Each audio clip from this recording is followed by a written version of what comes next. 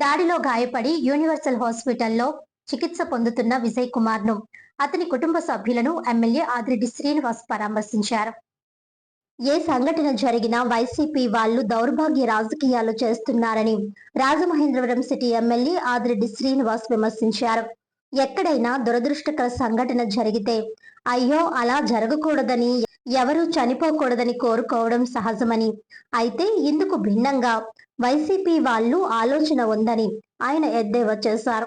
ఇటీవల జరిగిన దాడితో గాయపడి యూనివర్సల్ హాస్పిటల్లో చికిత్స పొందుతున్న విజయ్ కుమార్ ను అతని కుటుంబ సభ్యులను ఎమ్మెల్యే ఆదిరెడ్డి శ్రీనివాస్ పరామర్శించి హాస్పిటల్ వద్ద ఆయన మీడియాతో మాట్లాడారు.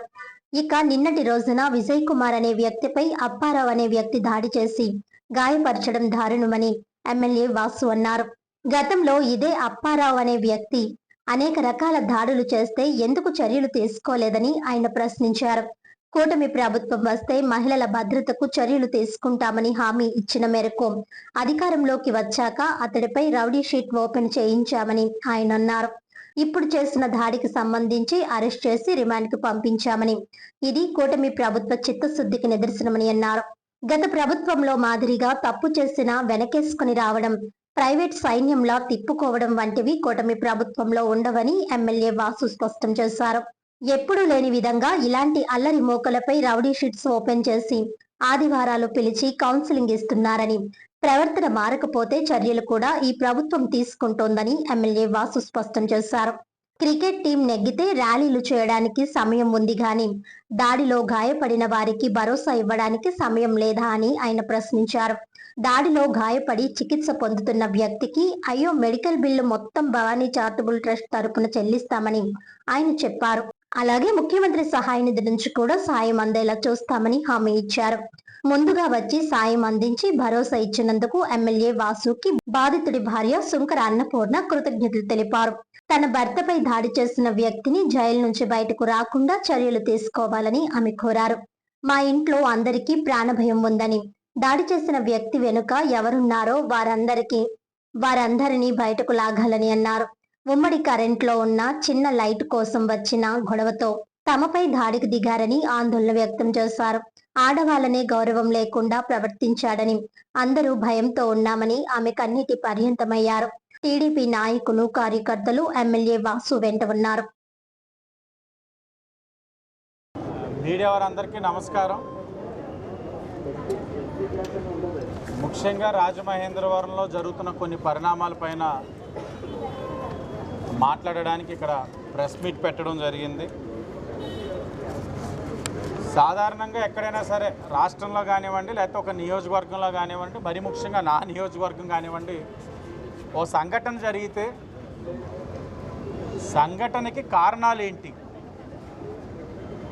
నిర్లక్ష్యమా, ప్రకృతి వైపరీత్యమా, ఎవరు నష్టపడ్డారు, ప్రాణాలు ఎవరైనా కోల్పోయారా, అయ్యో ఇలాంటి సంఘటన ఎందుకు జరిగింది, జరగకుండా ఉంటే బాగుండు, జరగకుండా ఏం చర్యలు తీసుకోవాలన్న దాని మీద ఆలోచిస్తారు ఒక రాజకీయ నాయకుడిగా ఉండే వ్యక్తి, లేకపోతే రాజకీయ పార్టీ.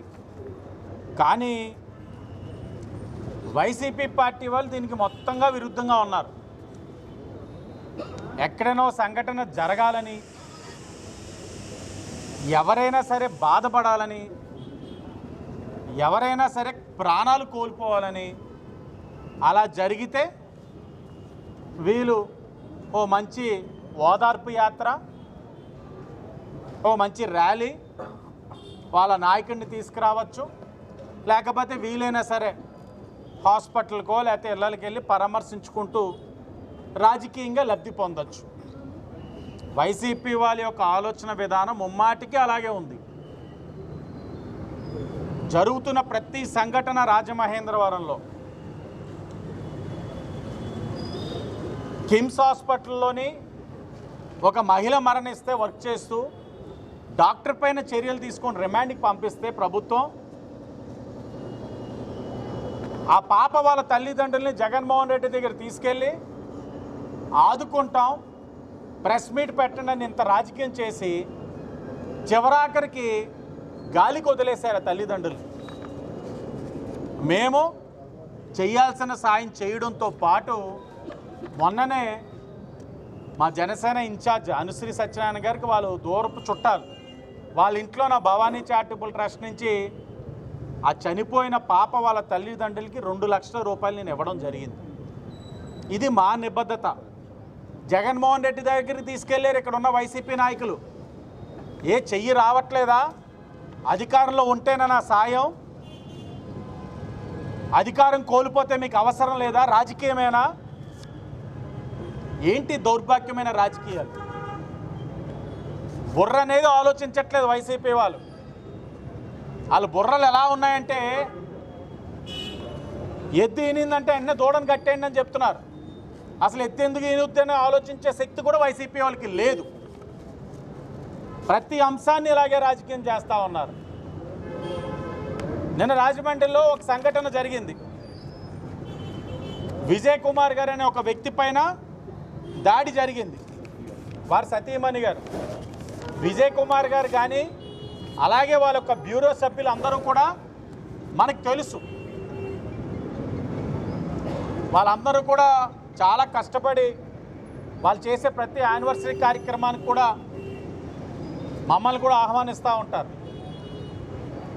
సరే, దాడి చేసిన వ్యక్తి ఎవరు? అప్పారావు.